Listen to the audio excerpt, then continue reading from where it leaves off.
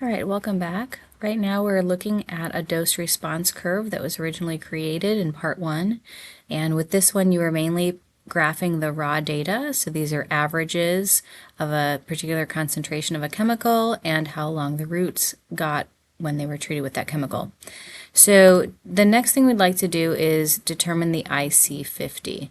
So for this we want to be able to use the negative control as our 100% growth and then see how much of a decrease each condition caused the plants, the root lengths to differ.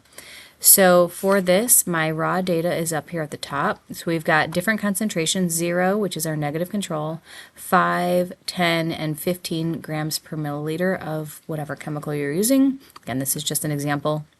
And then 5 seeds that were grown under those different concentrations, in this case the negative control, and the measurements of the roots in millimeters. So that's negative control. That one is the 5 grams per milliliter, 10 grams per milliliter, and 15 grams per milliliter. And in part 1 we determined the averages, standard deviation, and error for each of those concentrations. Then we formatted it into a kind of an interesting format so that Google Sheets creates a nice graph fairly easily. And I will show that one more time in this part 2 section.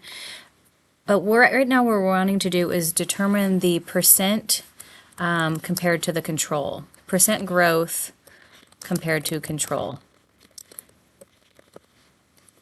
So for that, we're going to want to determine the percentage of this growth compared to the control average. So in this case, we're going to use the equal sign. It tells Google Sheets, or I'm going to add in a formula. We're going to select 6, which is one of the raw data from our negative control, divided by our average for the negative control, which in this case was 8.8. So I'm just going to enter 8.8, and I want it to show as a percentage, so multiply by 100. Now I'm going to be using that same average for all of these negative control samples, so I'm going to click on the cell, and then in the bottom right there's a little dot. If you hover over the dot, it'll allow you to drag that down, and then it automatically fills in all of those cells with the same formula but shifted down for the location of the next one according to where it is spaced in these cells. So these cells correspond to the formula based on the location of these cells. Now I'm going to use the same process to compare the 5, 10, and 15 concentrations. So all of these, I want it to be compared to the negative control, which I already used here. So in this case, for my 5 grams per milliliter sample, I would normally be taking 4 divided by not the 5 grams per milliliter average, but I want to divide it by the negative control average. So it would be the 4 divided by 8.8 times 100. So since I already have those formulas built in here, I can actually just kind of do a little hack where it drags, select those over, click and drag over, and it will fill in all of those cells accordingly.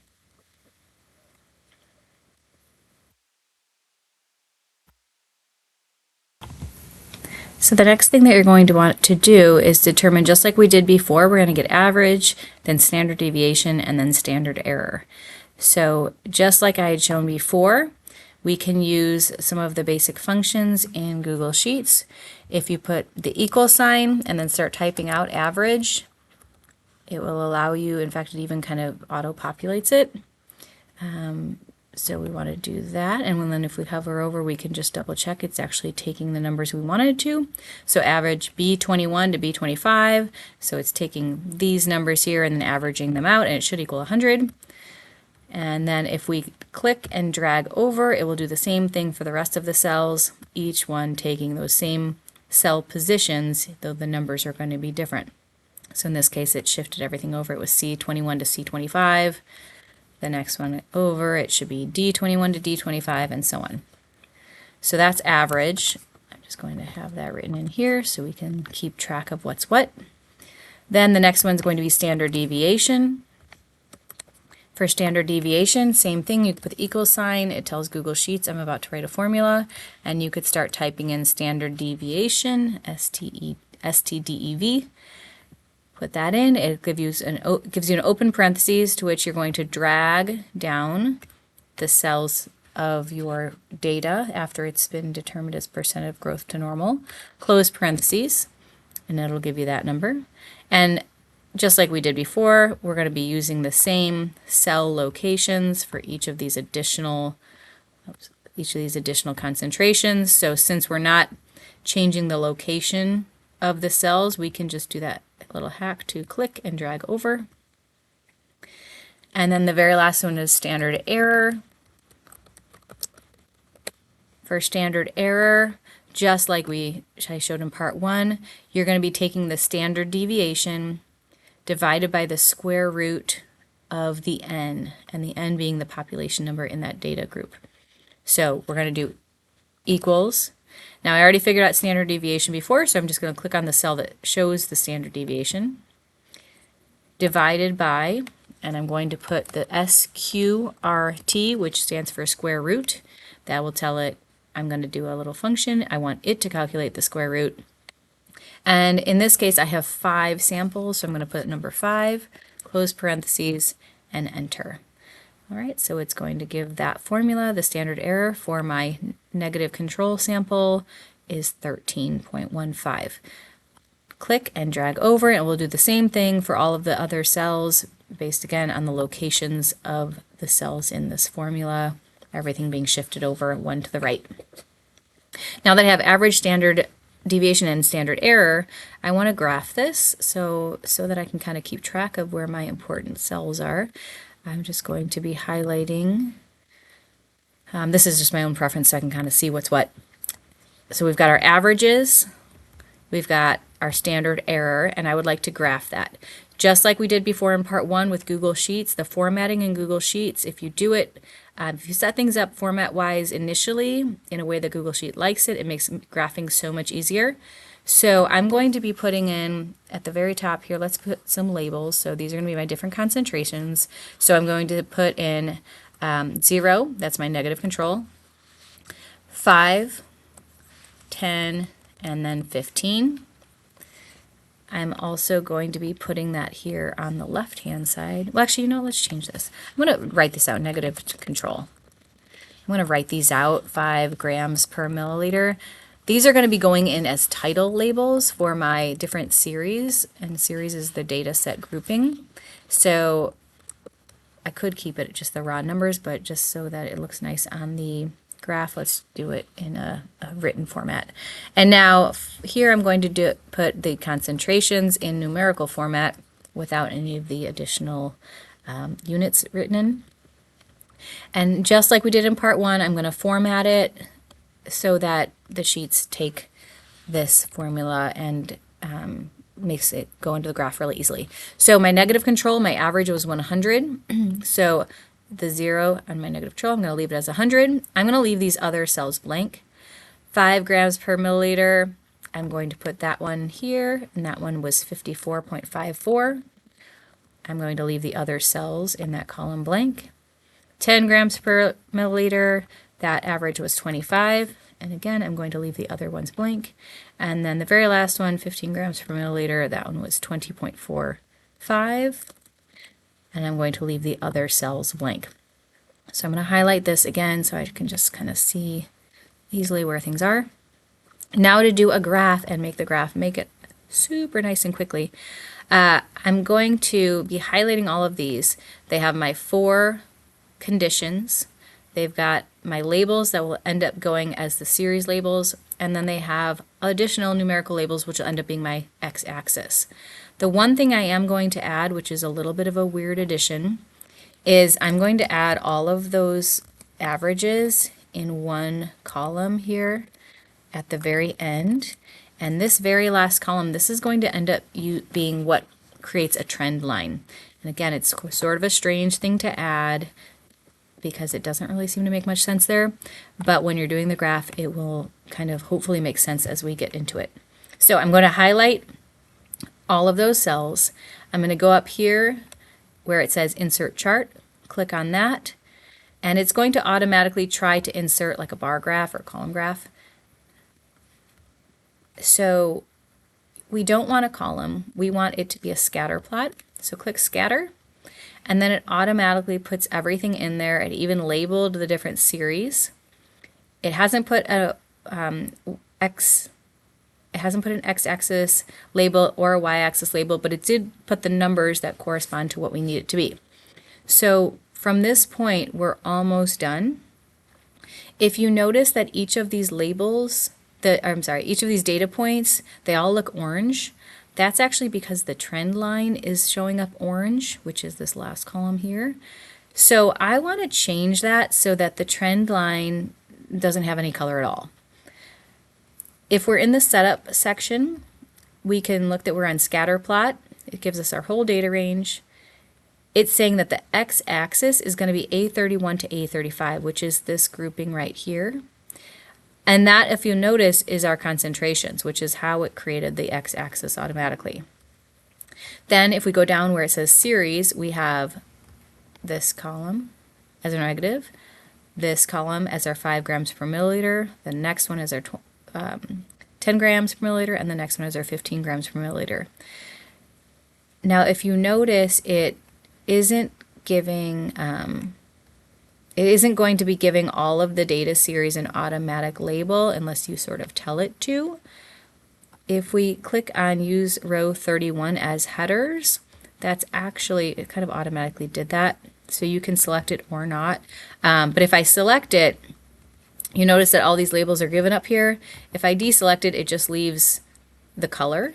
So we want to select that because we want it to be able to, we want to be able to see what each of the series is. We don't need to even relabel them later if we don't want to.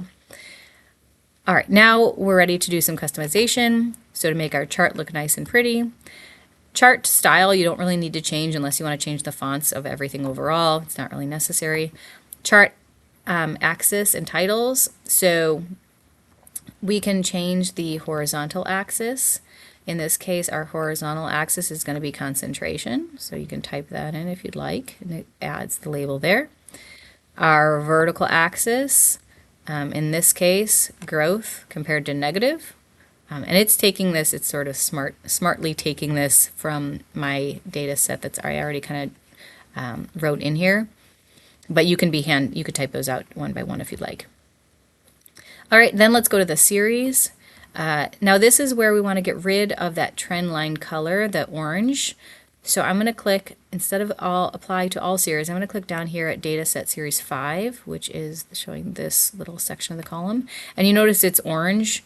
If I change that color to none, now what you're going to see is it's going to make the orange basically disappear. So now we can see the color that was sort of hiding behind it, which corresponded to the each other concentration, each other series color. And then we can go back up and we can click on each individual series. If you wanted to change the color, let's say you have a black and white printer, you can change the color of each. You can change the shape of each. So again, if you're using a black and white printer, you can either change the shading of, from black gray to light gray, or you can change the shape so that you can see the differences between all of your different types of concentrations. So I'm just going to make this one the triangle. You can change the size of those shapes so they're a little easier to see. Again, I'm going to do the same thing, make them all black so they can print nicely. That one a star. Doesn't really matter which shapes you choose as long as they're all distinct from each other and you can tell the difference. We'll make this one a pentagon. Okay, so now they all have a distinct shape, so we can visually see all the different dosages. And then the last thing we'll want to do here is, well, actually there are a couple more things.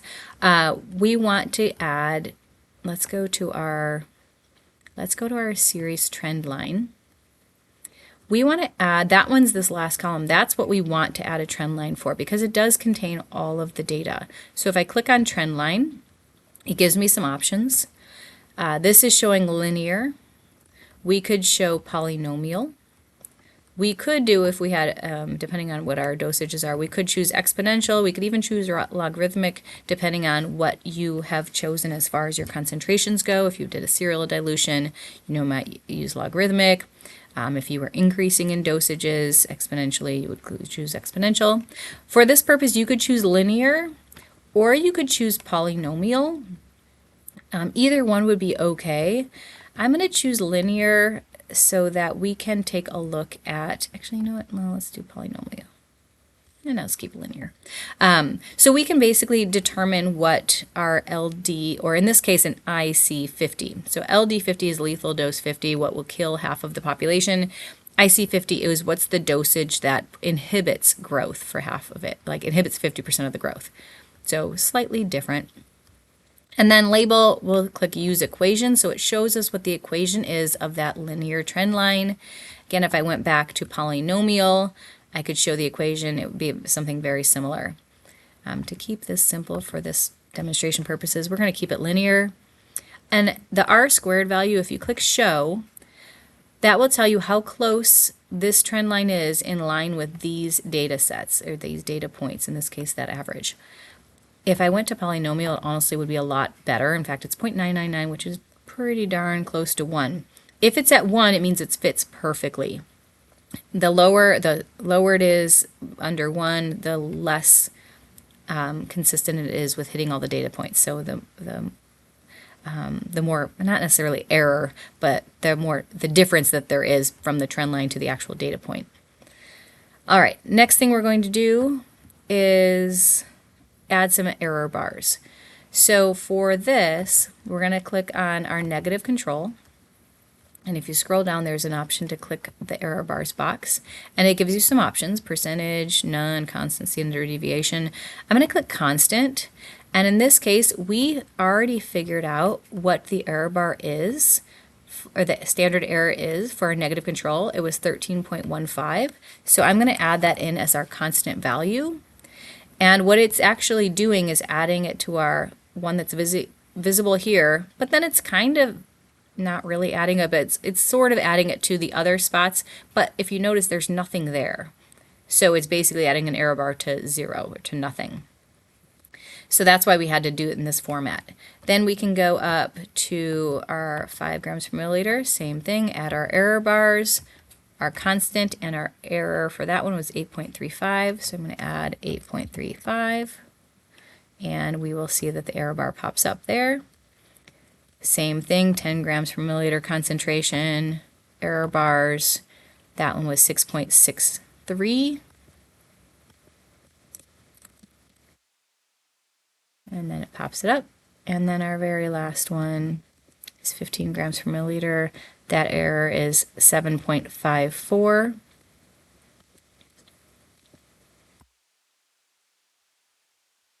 All right, and now we have standard error on all of our average data points for each dosage. We've got our trend line written.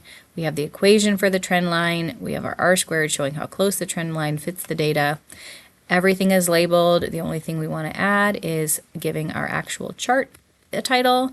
So in this case, I'm going to put dose response as % of negative control. This is, you could also put like dose response or growth inhibition, so you can change the title according to whatever your experiment was. All right, and that pretty much sums this up.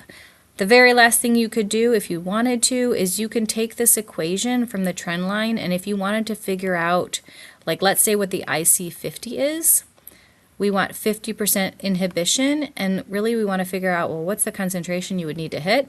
So we would get 50 as our Y, and then X would be left unknown, and you essentially plug that into this formula up here, which allows you to then calculate, well, what would be the X, which in this case is concentration, for a given Y of 50.